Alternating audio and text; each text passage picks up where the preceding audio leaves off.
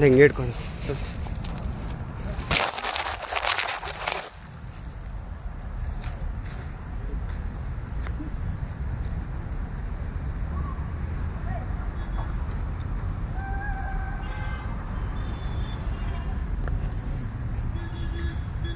ಈಗ ಎಲ್ಲರ ಸಮ್ಮುಖದಲ್ಲಿ ನಮ್ಮ ದೇವರಾಜ್ ಅವರು ಸುಮಾರು ವರ್ಷಗಳಿಂದ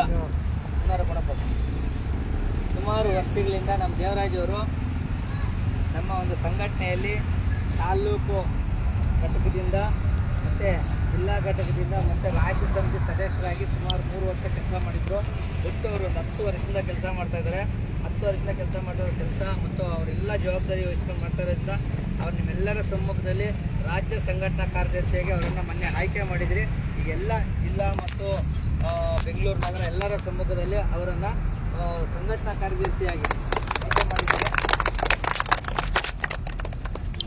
ಇವತ್ತು ನಮ್ಮನ್ನು ಉತ್ತೇಜಿಸಿ ನಮ್ಮ ದೇವರಾಜ್ ಅವರು ನಮ್ಮ ದೇವರಾಜ್ ಅವರು ಎರಡು ಮಾತಾಡಬೇಕು ಉದ್ದೇಶಿಸಿ. ನಮಸ್ಕಾರ. ಏನಿವತ್ತು 70ನೇ ಕನ್ನಡ ರಾಜ್ಯೋತ್ಸವ ಪ್ರಾರಂಭ ಮಾಡ್ತಾಯಿದ್ದೀವಿ. ಅದು ಎಲ್ಲರಿಗೂ ನಮ್ಮ ಕನ್ನಡಿಗರಿಗೆ ಸಂತೋಷ ತರುವ ಸಂದೇಶ ಅಂತ ಹೇಳ್ಬೋದು.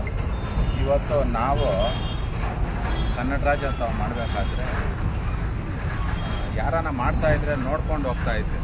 ಯಾವಾಗಪ್ಪ ನಾವು ಈ ಥರ ಮಾಡೋದು ಅಂತ ಎಷ್ಟೋ ಸಾರಿ ನಾನು ಅಂದ್ಕೊತಾ ಇದ್ದಾಗ ನಮ್ಮ ಚಲಪತಿ ಅಣ್ಣನವರು ಇದೇ ರೀತಿ ನಾವು ಮೆಕ್ಯಾನಿಕ್ ಸಂಘದಲ್ಲಿದ್ದಾಗ ಪರಿಚಯ ಆಗಿ ನಾನು ಮೆಕ್ಯಾನಿಕ್ ಆದ್ರೂ ಕನ್ನಡ ರಾಜ್ಯೋತ್ಸವ ಮಾಡಬೇಕು ಅಂಥೇಳಿ ಈ ಥರ ಇದು ಮಾಡಿಕೊಂಡಾಗ ನಮ್ಮ ಚಲಪತಿ ಅಣ್ಣವರೇ ಅದಕ್ಕೆ ಮಾರ್ಗದರ್ಶನ.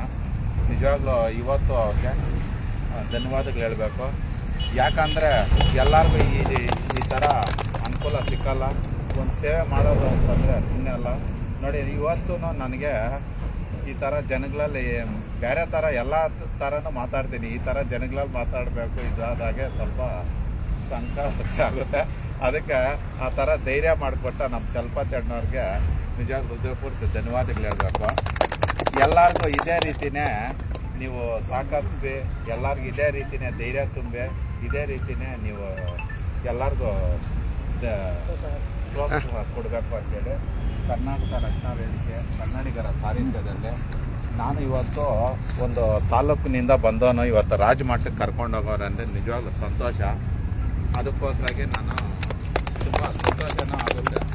ನಾನು ಅವತ್ತೂ ಹೇಳಿದ್ದೀನಿ, ಅಣ್ಣ ನನ್ನ ಪ್ರಾಣ ಇರೋವರೆಗೂ ಇಲ್ಲೇ ಏನೇ ಕಾರ್ಯಕ್ರಮ ಮಾಡೋ ಆ ಜಜಾರವನ್ನು ಯಾರು ಕರೀಲ್ಲ ಬಂದೇ ಬರ್ತೀನಿ ಅಂತ ಅವತ್ತು ಮಾಡ್ಕೊಡ್ತೀನಿ.